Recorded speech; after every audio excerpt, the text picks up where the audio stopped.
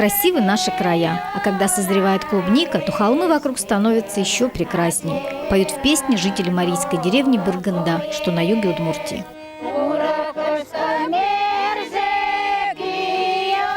Эту деревню, по преданию, основали 4 марийца. Легенда гласит, что бежали они в эти края от рек Рутчины. И по имени старшего из них назвали деревню Быргында. Правда, существует и другая история. Старожилы как будто рассказывали, что за деревней Быргындой, в сторону Чиганды, раньше плодородные земли были. И вот между быргындинцами и чигандинцами кровавое побоище было. И вот по-марийски это означает «бюркинде», как будто хлеб, полученный вот из поля, кровавого поля, поэтому «бюркинде» назвали. Многие обряды и песни, по преданиям, сохранились с основания деревни. Традиции сопровождают будни и праздники, а песни есть на все случаи жизни.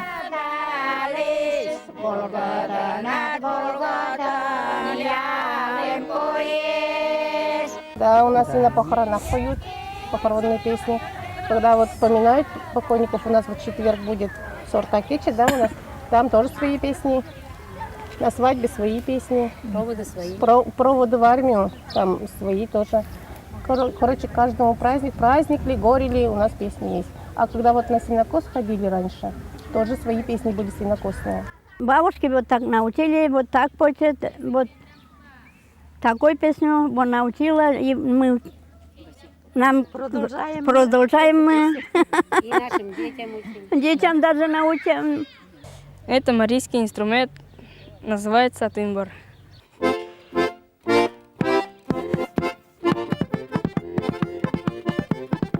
Игре на марийском барабане туныр надо учиться специально. Это, надо сказать, большое искусство, которым владеет далеко не каждый. А вот осваивать другую традицию, марийский народный перепляс, начинают еще в детстве. Без него не обходится ни деревенский праздник, ни сельский концерт.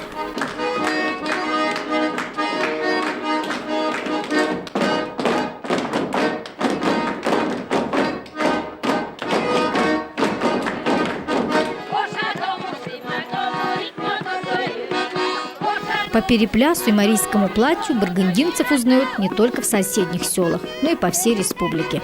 Если пляску можно увидеть обычно на празднике, то традиционную одежду в любой день. К ней у марийцев даже сейчас особое отношение. Марийский только носим бед. Раз марийцы, уже мне 80 лет, так все. Вы все в марийском платье, Ага, да? все в марийском платье.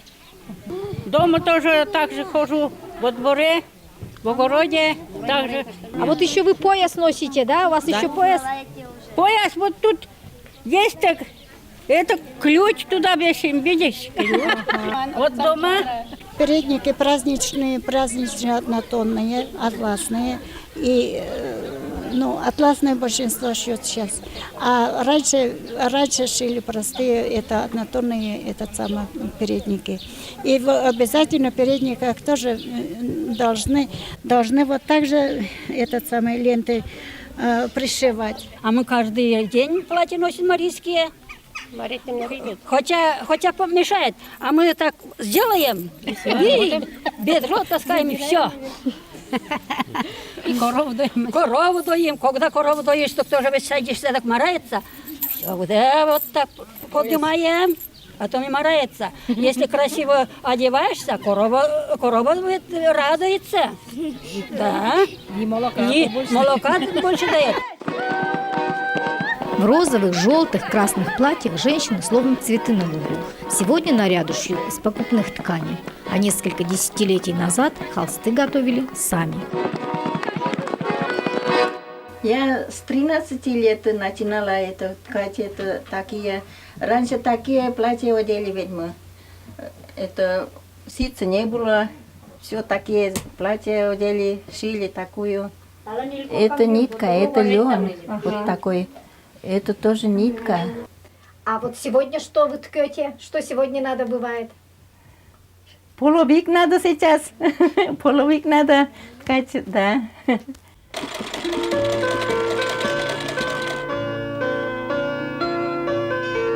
Анна Васильевна – деревенская портниха, можно сказать, модельер.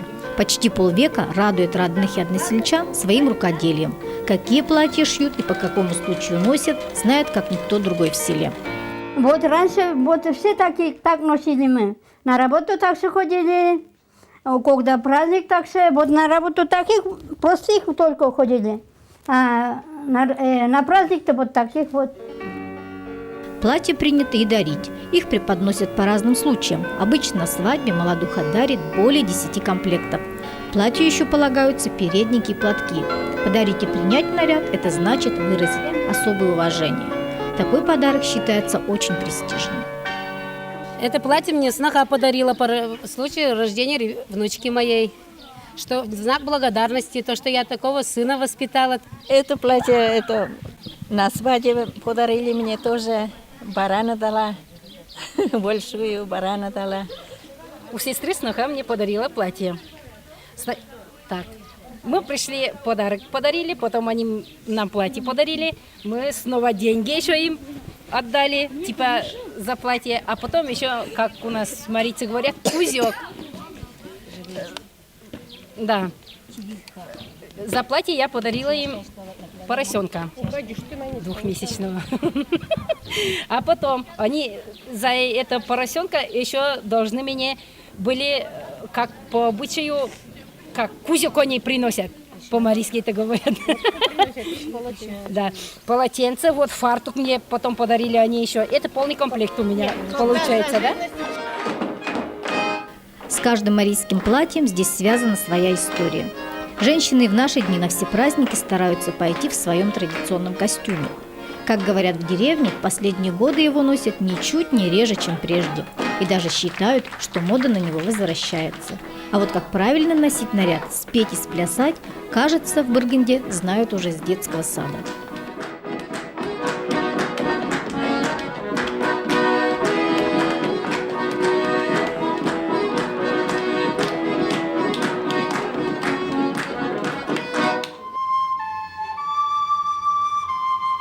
Это блюдо у нас старинный, даже прабабушки такое стряпали. Костыви называется. Очень даже вкусное блюдо. Древнее блюдо у нас называется как-то. Ну, костыви. А тесто вот делаю. Просто водички налью, яйчики тут, соли. Потом печешь в печке. Маленько постоит, отстынет. Кашу сварим. Туда масло ложим, еще соли, да, что идет, какое масло надо.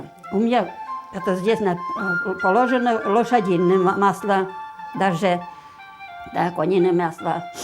И варим, и делаем. Все, у нас национальное блюдо получается. Кроме такой выпечки, Елизавета Яковлевна готовит и традиционные марийские напитки. Они – важная часть народной кухни, которая хорошо сохранилась в деревне. У нас квас делаем, обычно каждый праздник квас. Поминки, там Пасха, гостям готовим, обязательно квас.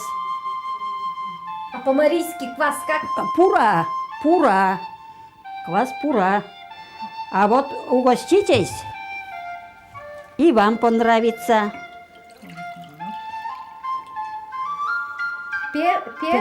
Пештамле пурат.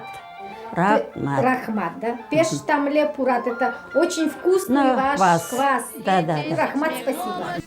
Марийские селения Удмуртии почти все находятся в южных районах. Деревни марийцев есть и во всех республиках и областях Урала и Поволжья.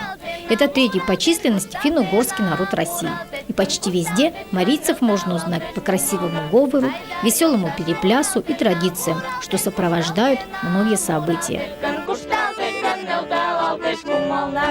Спасибо, что приехали. Это гостиница вам через поле, да, и поедете, чтобы счастливо езжать, приезжайте домой, хорошо живите.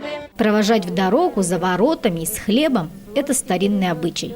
Когда он появился и кем заведен, уже никто не помнит. Но марийцы считают, что хлеб бережет всех, кто уезжает через поле, а это значит в дальний путь.